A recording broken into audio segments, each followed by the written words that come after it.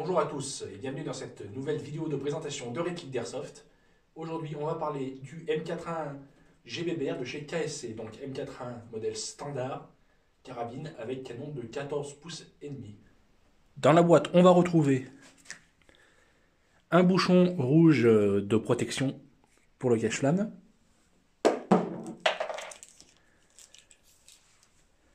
une tigette de débourrage standard,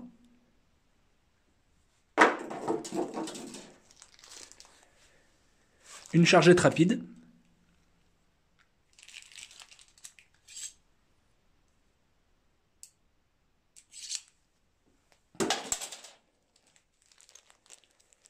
et un petit sachet contenant un outil de réglage pour le guidon et la clé de réglage du hop-up.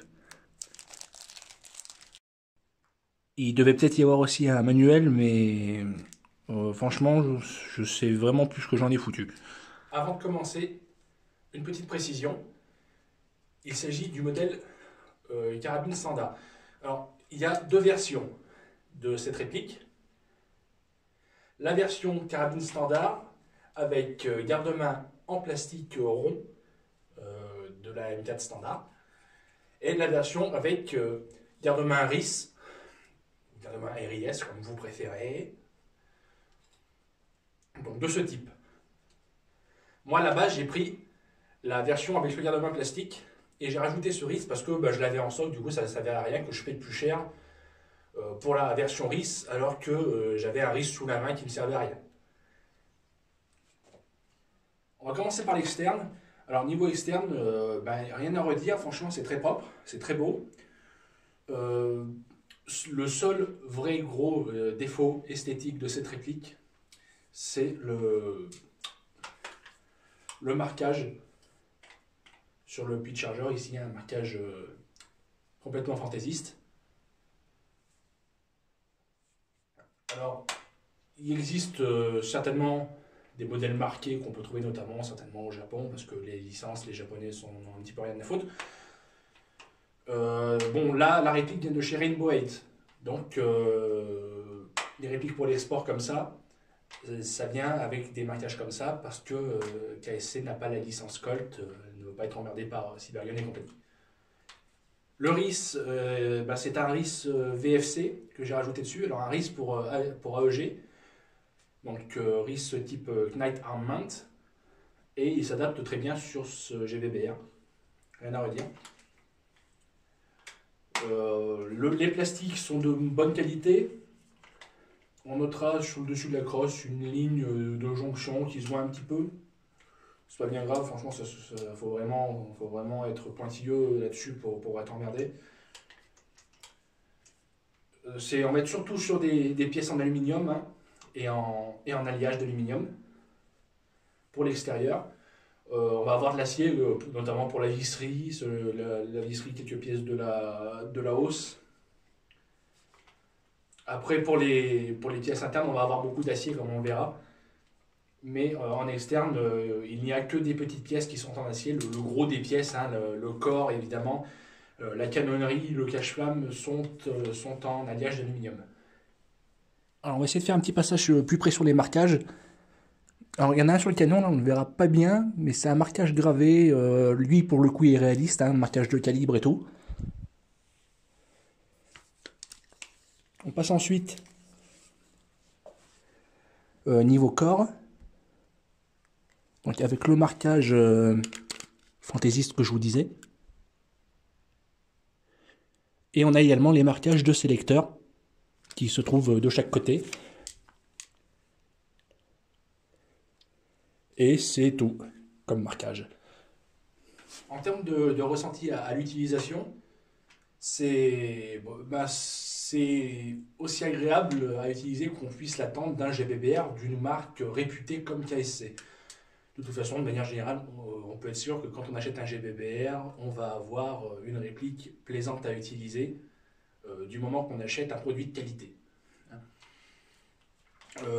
Alors avant de faire ce point, je voulais attirer votre attention sur cette pièce à l'arrière, cette attache sangle, qui est le genre de choses qu'on retrouve finalement peu souvent sur des M4 basiques comme celle-ci, et qui est pourtant une pièce assez intéressante et qui plaira surtout aux amateurs de bretelles 1 point. C'est le genre de choses que les amateurs de bretelles 1 point regrettent de ne pas avoir lorsqu'ils achètent une M4 basique, parce que cette pièce n'est pas souvent présente. Et d'autant que là, en plus, la pièce est ambidex, donc que vous soyez droitier ou gaucher, c'est très bien pour vous si vous utilisez des bretelles 1 point.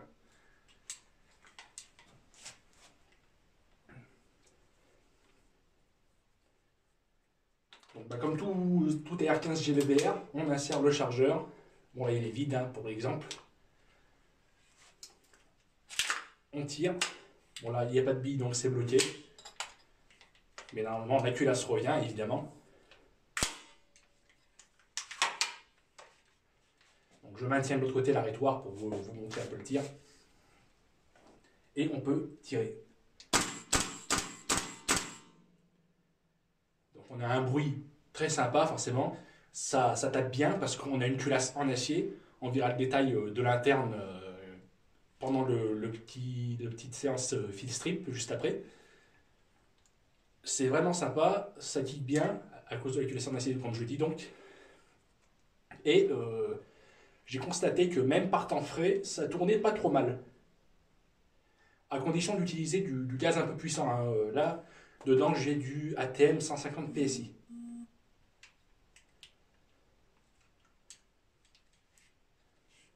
Un petit coup en full auto. Alors forcément, avec une culasse en acier, on a qui est plus lourde, on a une cadence qui est plus lente que sur un M16 de WE par exemple. Mais ça n'enlève rien au plaisir, hein, ça kick fort, et on aime ça, nous les amateurs de GVBR. Hein, on va pas se le cacher. J'ai pris de quoi faire un petit test de l'aimant. Alors j'ai un petit aimant. Et puis on va faire un petit test rapidement sur les parties externes. Donc on va commencer par le cache-flamme. Donc la vis, non, la rondelle de calage du cache-flamme est en acier, mais le cache-flamme ne l'est pas. Le canon ne l'est pas non plus. La goupille vis, goupille d'attache de l'attache sangle est en acier et non en alliage. L'attache sangle lui est en alliage. La bague de maintien avant du garde-main est en acier.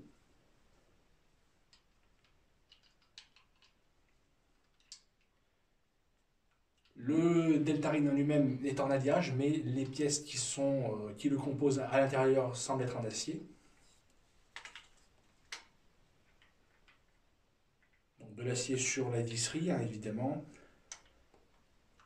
Ici sur la hausse.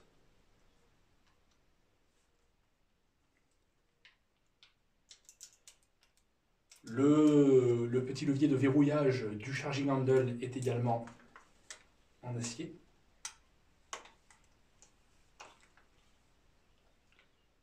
Le sélecteur est en alliage.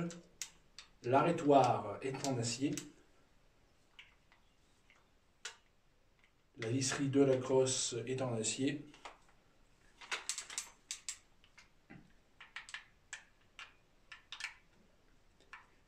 La broche de maintien de la portière ainsi que la portière sont en acier. Et je crois qu'on a fait le tour. Alors il reste à voir le chargeur.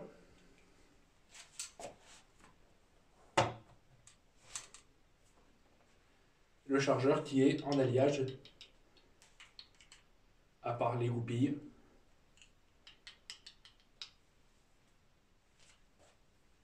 Ok, donc petite séance fil strip. Alors, bien sûr, on retire le chargeur. Et on va retirer la goupille. Je vais caler avec ça. Alors, elle est très bien ajustée d'origine, donc je vous conseille de vous faire une espèce de chasse-goupille ou quelque chose. Et de taper. Voilà. Parce qu'elle est assez bien ajustée d'origine.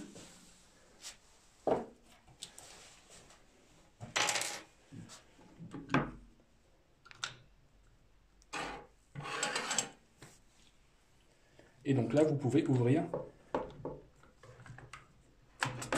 votre réplique et en extraire la culasse et le charging handle. Le charging handle qui n'est pas pris dans un espèce de rail, hein, qui coulisse directement dedans. Alors que sur d'autres répliques de GBBR, en fait, il faut le tirer en arrière puis le déboîter vers le bas pour pouvoir le retirer. Là, il s'enlève directement. C'est plus rapide. Notre fameuse culasse en acier. Assez légère, hein, malgré tout. Quand je l'avais reçue, moi, je m'étais attendu à quelque chose de plus lourd. Elle est finalement assez légère.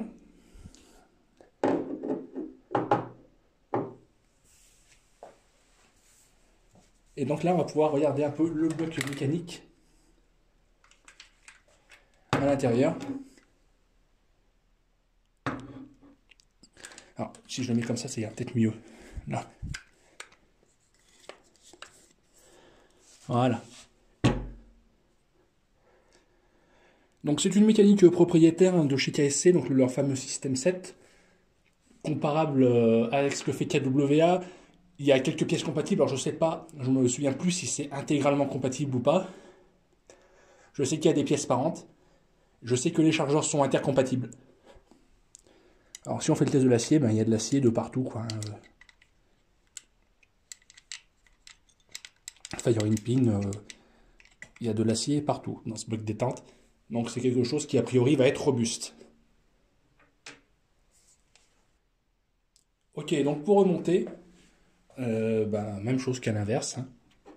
Prenez votre culasse, votre charging handle, et vous relissez le tout.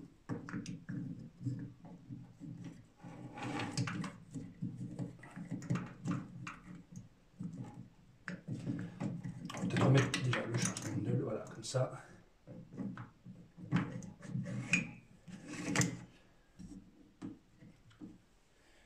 Et ensuite, il suffit de refermer.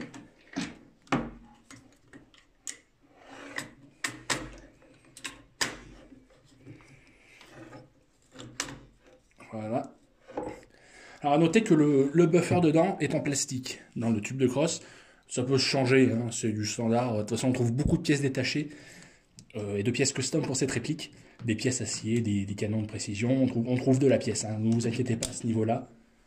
C'est pas comme les répliques VFC pour lesquelles on trouve très peu de pièces.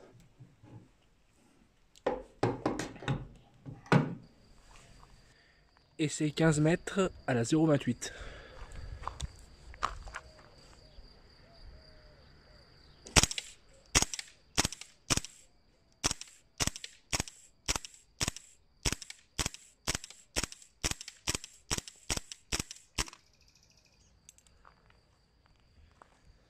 Sans surprise, on touche à tous les coups. Ok, alors essai à 30 mètres. Alors là, aujourd'hui, c'est moi qui fais les tests de tir. Ce qui fait que, comme je vous le rappelle, étant malvoyant, les tests de tir ne seront pas représentatifs des performances réelles de la réplique. Ce qui veut dire que, en fait, la réplique est potentiellement meilleure que les performances que j'en tire personnellement.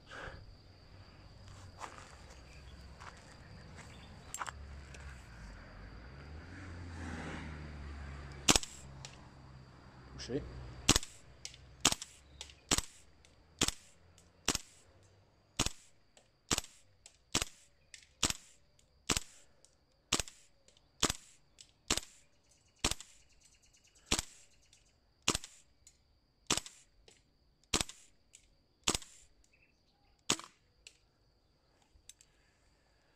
Là, donc je l'ai touché assez facilement à quasiment tous les coups, avec une lunette pas réglée. Donc c'est pas mal. Je pense que là on tient le 50 mètres assez facilement, avec une optique bien réglée et un hop-up bien réglé.